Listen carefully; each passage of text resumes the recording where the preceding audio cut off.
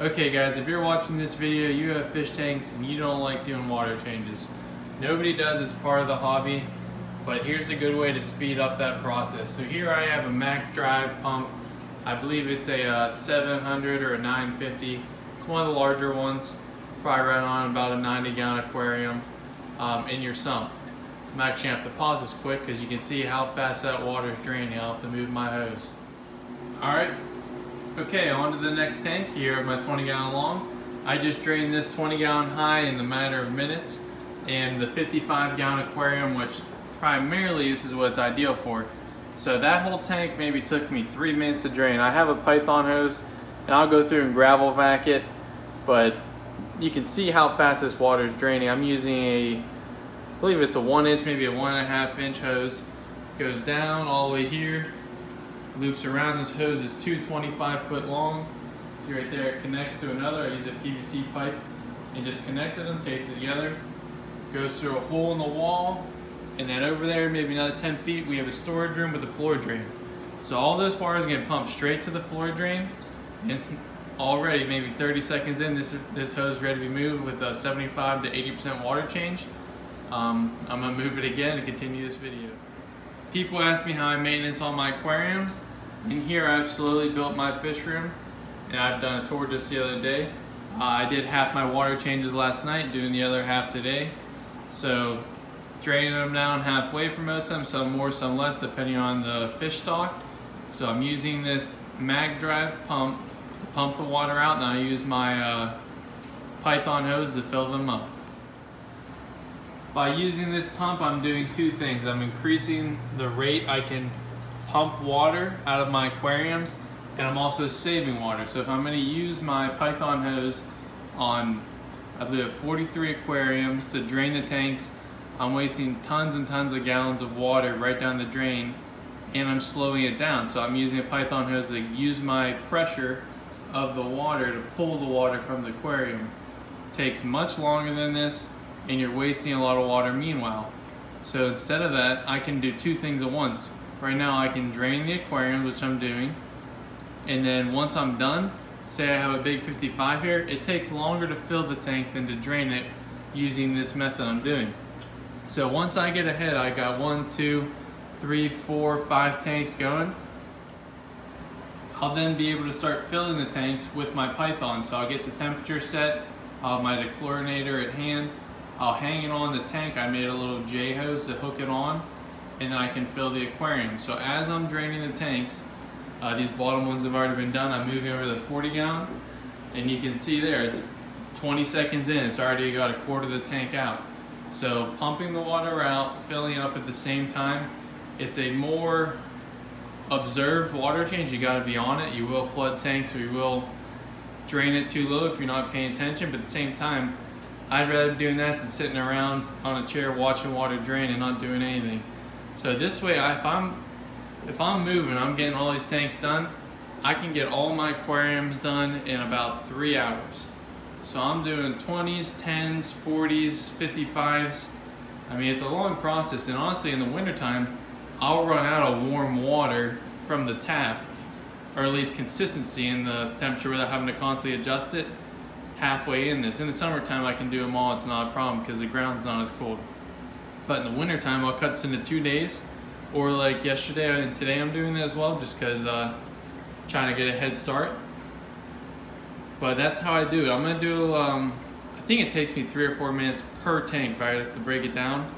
But I'm actually going to do how many gallons of water and how much time. I'll do a little calculation, I'll post that here. So thanks for watching, guys. I'm going to throw my J hose on this tank, and I'll do a quick little finishing with that filling. But if you guys have a lot of fish tanks, or you have a large aquarium, or you just don't have a lot of time and you want to make your water changes more efficient, this is how you can do it. Alright guys, so now I'm filling the tank. All I have here is PVC. So I bought my adapters, I just clamped it onto the hose, comes up PVC glue.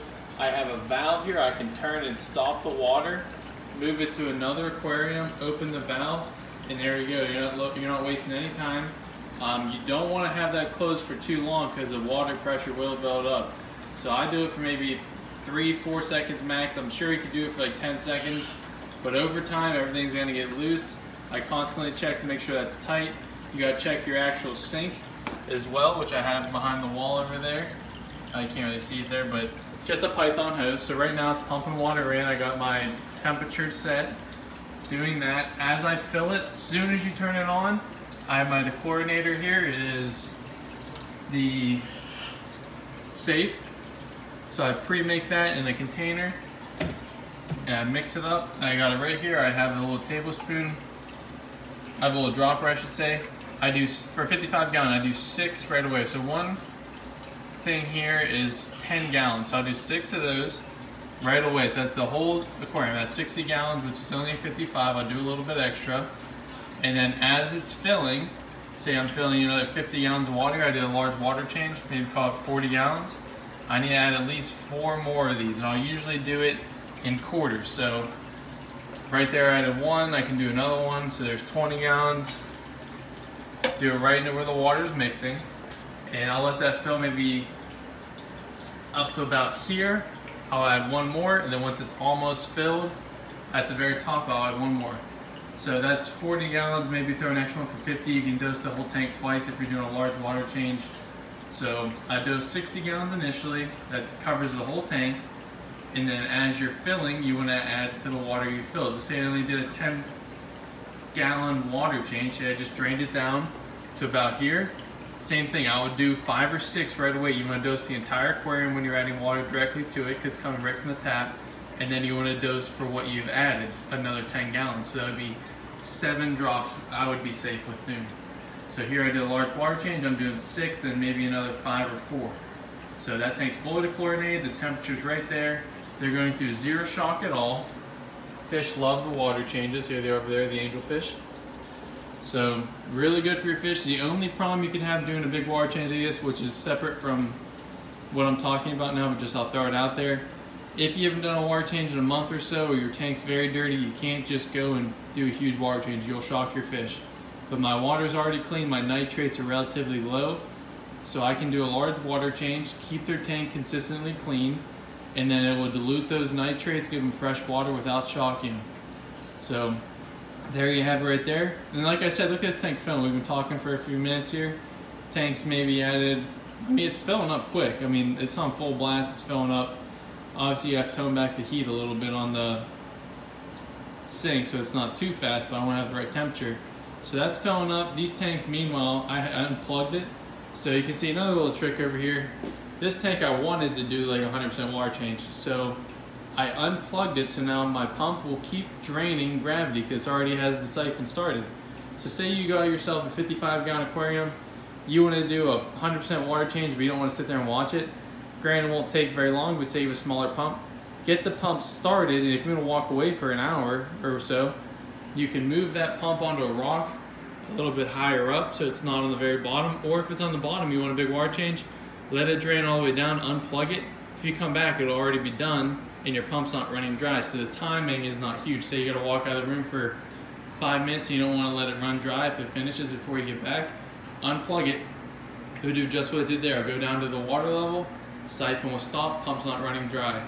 So that's another little tip you can do. So draining these, filling the 55, and any bigger aquariums, this is when I clean my sponge filters. So say I have all the tanks drained, now I'm just filling water because it takes longer and it goes second to last. You can start it while you're draining if you're comfortable doing that, which is I do, it's a lot faster. Or if you just wait till you're done. This tank will take a few minutes to go. I can get a bucket of fresh water, say I take this hose off to chlorinate into a bucket. I can start pulling sponge filters, bringing them out in there as it's filling. So a lot of things you can do to maximize your time.